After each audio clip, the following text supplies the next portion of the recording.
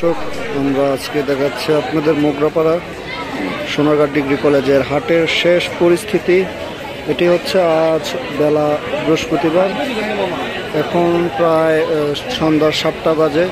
হাটের সার্বিক যে পরিস্থিতি, শহরের দিকে গরু এখন সংকটে পড়ে গিয়েছে, যার জন্য এখানে গরুর দাম পর্যাপ্ত পরিমাণ থেকে অনেক বেশি।